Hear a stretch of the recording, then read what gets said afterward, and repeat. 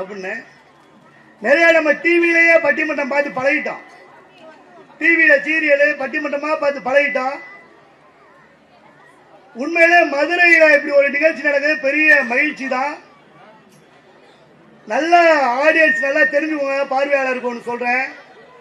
திருவாரூர்ல பிறந்தா சொர்க்கம், திருவாரூர்ல பிறந்தா சொர்க்கம், காசியில முக்தி அடைஞ்சா சொர்க்கம், மதுரை மக்கள் மதுரையில வாழ்ந்தாலே சொர்க்கம். எல்லாருமே சொர்க்கம் உறுதி. நான் சொல்ல பெரிய புராணத்தில் சொல்லியிருக்கு.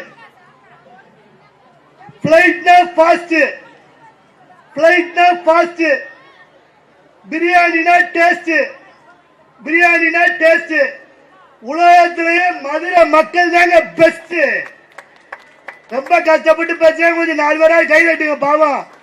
புரியலைன்னா ஏதோ அனாதப்பிள்ள பேசுறா, 4 சிரிப்பை சிரிச்சு விடுங்க, கை தட்டு அடிச்சு விடுங்க.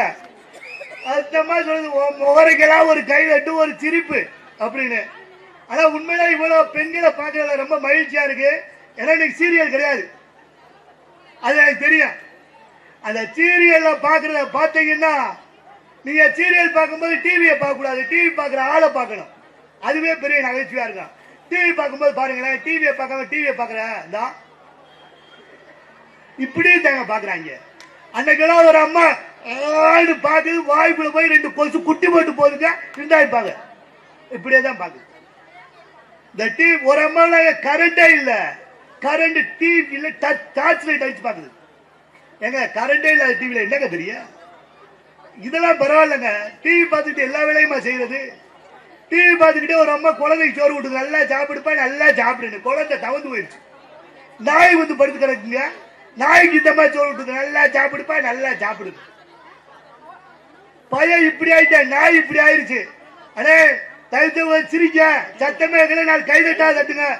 தயவு செய்து ஒரு தெரிஞ்சுக்கோங்க, இந்த உட்கார்றதுக்குன்னு சில இடம் இருக்கு. இந்த பட்டிமன்றம் இந்த மாதிரி நகைச்சுவை நிகழ்ச்சி பார்க்கணும்னா எல்லாம் சிரிக்கிறார் பக்கத்தில் உட்காரணும். சில பேர் வந்து நல்லா சிரிச்சீங்கன்னு வைங்க, சோக்கு சொல்லும் போது நல்லா சிரிச்சிட்டீங்கன்னா எந்த நோய் இல்லைன்னு அர்த்தம். சில பேர் சிம்பிளா சிரிப்பாங்க தான், இப்படி சிரிப்பாங்க, இப்ப நோய் ஆரம்பிச்சிருக்குன்னு அர்த்தம். சில பேர் கெக்க சிரிக்காம அவளை பார்த்து முறைப்பேன், நோய் முத்திருச்சுன்னு அர்த்தம். நல்லா சிரிச்சீங்கன்னா ஒரு சொட்டு ரத்தம் ஊறும். நீங்க பேசாம நான் சொன்னேன், நாளைக்கு காலையில மொட்டை மேல உட்காந்து கெக்கன்னு சிரிச்சாங்க, ரத்தம் ஊருமா அப்படி அப்படின்னு. ஏன்னா இப்படி சொல்லி நிறைய மாட்டிருக்கேன். ஒரு நாள் என் மொண்டாட்ட சொல்லிவிட்டு, ஏடிஎம் போகும்போது உள்ள கேமரா வச்சிருக்காங்க, 1.5 மணி நேரம் மேக்கப் போடுறான்.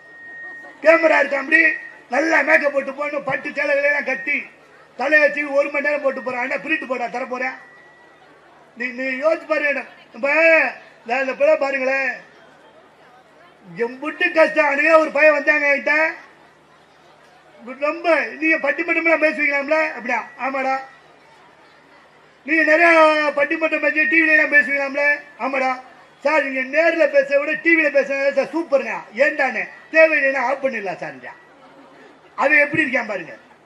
அவன் ஒரு கேள்வி கேட்டான், சார் உங்கள்கிட்ட ஒரு கொஸ்டின். என்னடானே? தோசை ஏன் திருப்பி போடுறாங்க? நான் மிரண்டுட்டேன். இந்த மாதிரி சின்ன பையன் கேள்வி கேட்டா ஏதாவது விஷயம் இருக்கும்ட்டு நானும் யோசிச்சு, தோசை என்பதை கீழே நல்லா வெந்திருக்கும், திருப்பி போட்டால் தான் 2 பக்கமும் வேகும் அப்படின்னு 1/2 மணி நேரமா சொல்றேன். லூசு, ஏன்னா அதுக்கா திரும்ப தெரியாது, அதனால திருப்பி போடுறாங்க ஓடிட்டேன். எப்படி பேசுறான்றீங்க பாவம். அவனை சொல்லி குத்தம் இல்ல, இவனை சொல்லி குத்தமே கிடையாதுங்க. இவனை ஏன்னா நம்ம வளர்ப்பு அப்படி. ஊரால குடும்பமா இல்ல, நம்மளால மனுஷனா இல்ல. முன்னெல்லாம் காலையில 6 மணிக்கு கோழி எந்திரிக்கும், மனுஷன் கோழி எந்திரிச்சோம்னா இப்ப எந்திரிச்சுதான். இப்ப கோழி மத்தியானம் 1:30 மணிக்கு எந்திரிச்சு கோடுது, நம்மால் 3:30 எந்திரிச்சுதான்.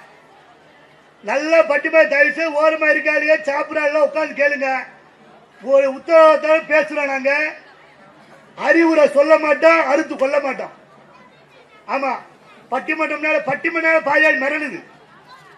கொண்டு கொலை அத்துவாயிடு. சில பேர் போன் பண்ணியே சொல்றான், மாப்பிள்ள தமக்க பக்கம் வந்துடாத, 5 பேர் உட்காந்துருக்காங்க, மைக் வேற வச்சிருக்காங்க, கொண்டுருவாங்க. கிடையவே கிடையாது. இந்த பையன் பாருங்களேன் பாவத்தை. ஸ்கூல்